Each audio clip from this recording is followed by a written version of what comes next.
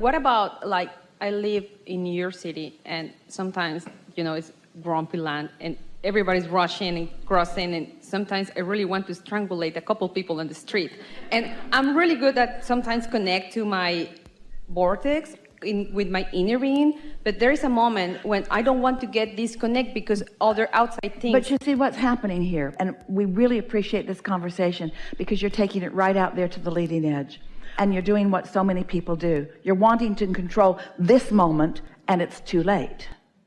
You control the future manifestation by previous energy alignment. You feel more satisfaction, and then you have less of those kinds of experiences. So they become fewer and fewer. You don't get yourself in the middle of something that is really unpleasant and then try to will it into something that is pleasant.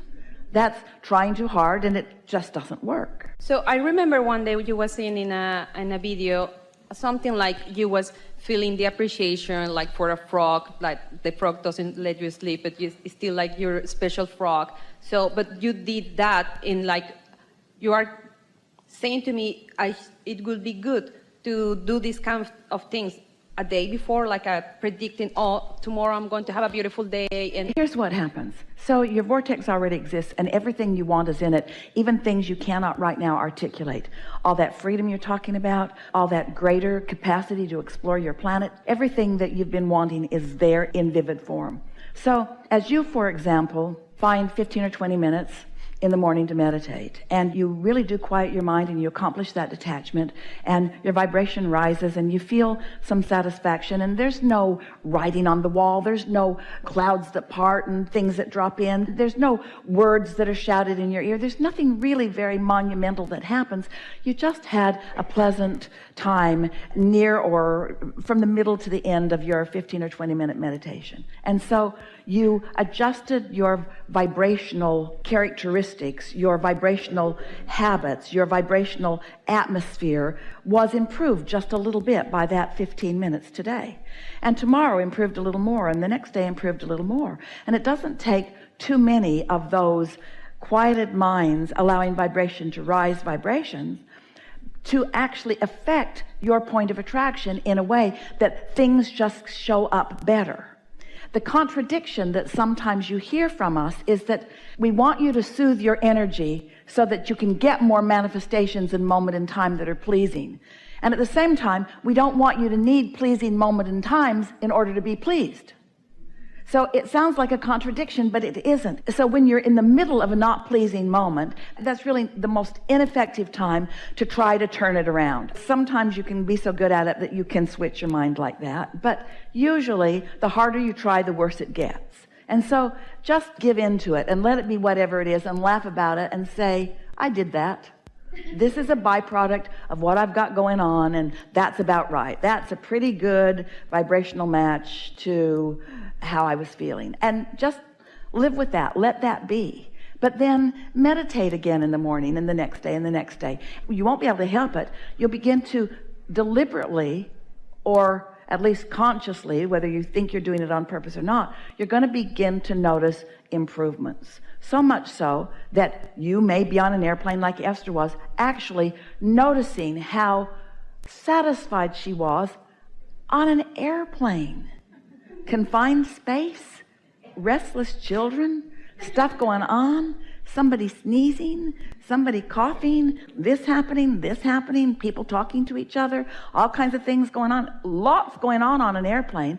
And Esther was sitting there in utter satisfaction that might have even seemed illogical to someone who wasn't as determined as Esther is to find satisfaction. And then in her satisfaction, it was enhanced by something really obvious that was unmistakable. Esther couldn't miss that. She knew for sure that this was an enhancement of her satisfaction based upon how satisfied she was. And that's really the point that we're wanting to make to you. The better it gets, the better it gets, the better it gets, the better it gets, the better it gets, the better it gets, the better it gets, the better it gets, which makes you think, okay, give it to me now, and then it'll be good, and then it can get better. No, that's not what we said. You got to be satisfied even without a good reason.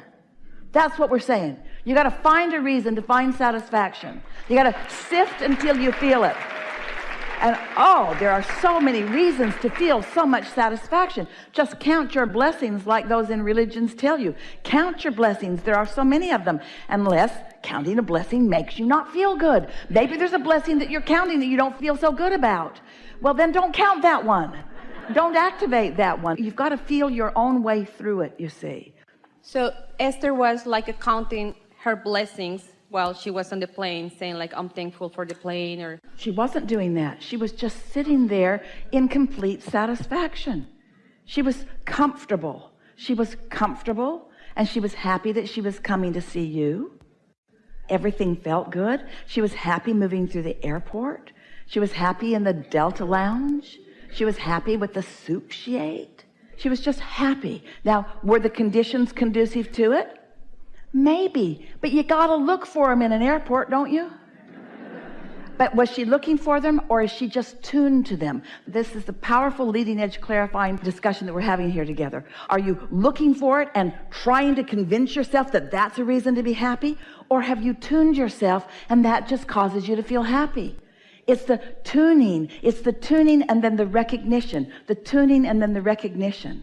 And this is why we say to you, when you stop doing that thing you're doing that's keeping you from it, then you'll find it, and then you're seeing the world through the eyes of Source. And when you see the world through the eyes of Source, you're satisfied. And you know why? Because you and Source are the same thing in that moment. And think about what that means in light of what we've talked about here today. When you and Source are in the same vibrational frequency, that means there's no contradiction. That's what we mean when we say being in alignment. Your leverage, you're millions of times more powerful than when you're not. One who's in alignment with Source energy is millions of times more powerful and influential and attractive than one who is not, because it's only you that can defeat your own. See how it all ties together?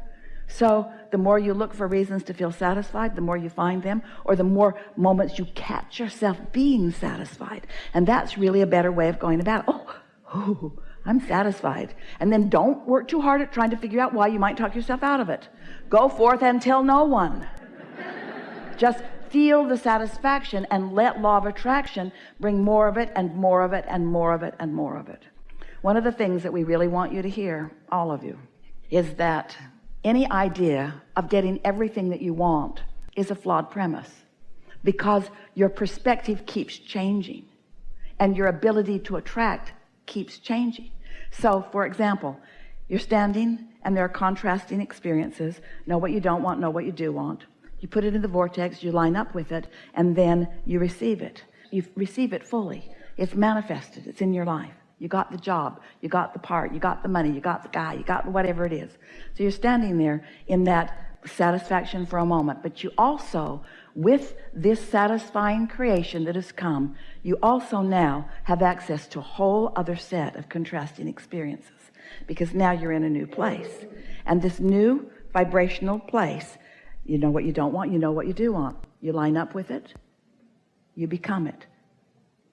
Are you satisfied forever? No, just for a moment. Because now there's another set of contrasting experiences. You're set up for eternal pleasure. You're set up for eternal new satisfaction. You're set up to live happily ever after, not someday when my lifelong dream comes true. And when I'm going to have the eternal satisfaction? Say again? When I'm going to have the eternal satisfaction? Well, there is only now. I'm going to get over there then. Oh, wait, there's only now. There is only now. So here it is. There it went again. Here it is. Here it is. Here it is. Now. But I want to be eternally satisfied. Now. There's only now. There's only now. Your capacity to rendezvous with your Source is only now. There isn't anything later. There's only now, because when you get over there to where the new is, it'll be now again.